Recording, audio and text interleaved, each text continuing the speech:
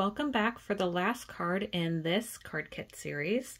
This is with the Octopus Flip card. So this is a fun card to make.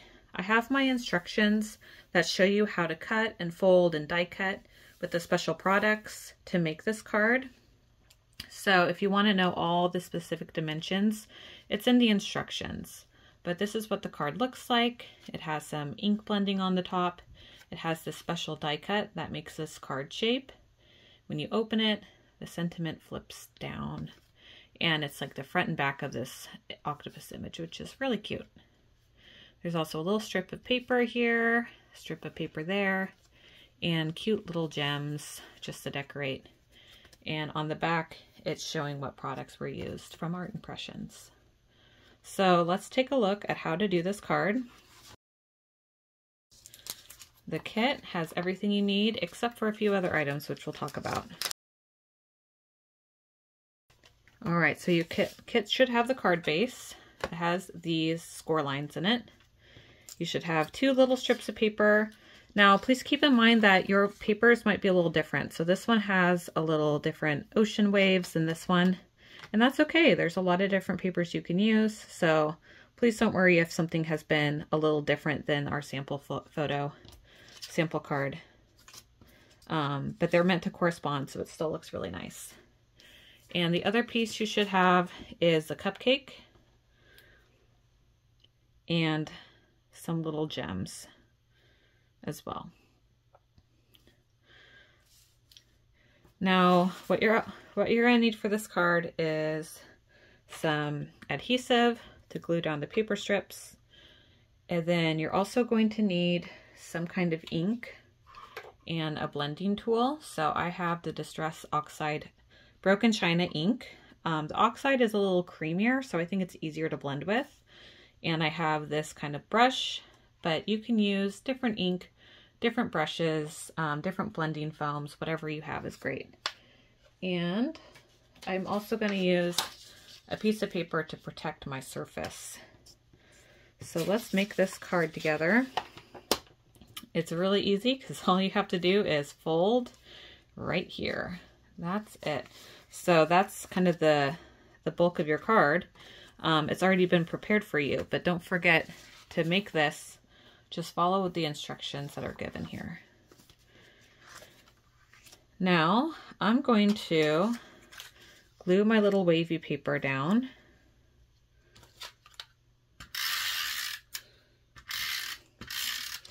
And I'm gonna go ahead and glue it like so. I have a little extra hanging off the edge, and all you need to do is trim that away.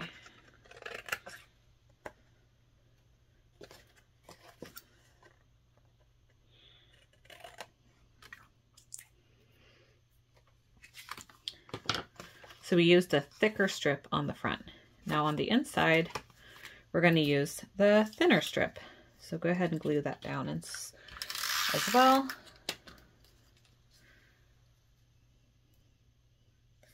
Just along the bottom of the card, just like that. And again, a little extra overhang so you can easily cut that to fit where you want it to fit.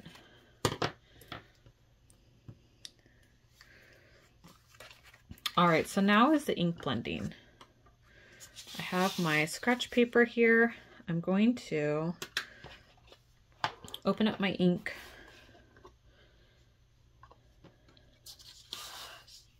and going to gently apply some ink to my brush in a circle, maybe some tapping.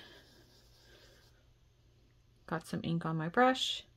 And I like to start off of the card and then circle move onto the card. Kind of like that. Circular motions, gently adding some color.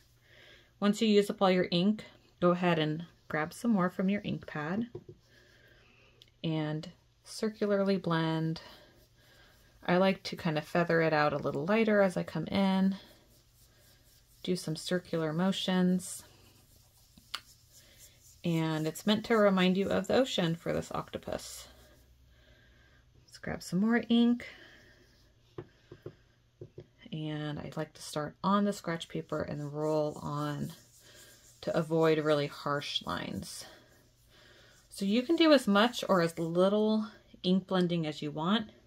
If you want it to be really subtle, you can do it really lightly. You could bring it down the page. A lot of options here.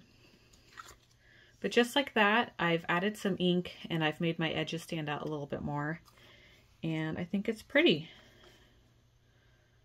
So you could even add more ink on the inside, whatever you want to do. But for now, that's enough. And then you can just go ahead and clean your brush. I'm just going to wipe some off with a tissue right now. So take care of your brush. Put your lid back on. To finish up this card, we got some embellishments. Here is a cute little cupcake that's been cut out, and I think it's fun to add dimension, so I'm going to use a little bit of foam tape with these little 1/4-inch squares. Use 2 of them. You can put it anywhere you want on your card. If you want to put it down here, if you want to put it up there. I think today I'll change it up. Put it at the bottom. And then you also have these gems. They are attached, just so you know, they're probably attached. So you just have to kind of pick them apart and press them wherever you want them on your card.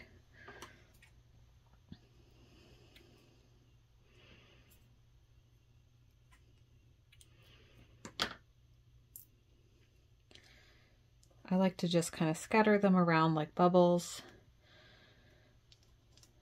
If you want to make a pattern, you can make a pattern. But I find when adding gems to cards that an odd number works a little bit better than an even number. Something about that in art. Very good. And just like that, my card is done. Really easy to make these cards with the card kits. Again, if you missed the other videos in this series, go ahead and check it out. And you can grab these card kits on my Etsy and make them really easily with your friends, for your loved ones. But thanks for joining today, and I'll catch you next time.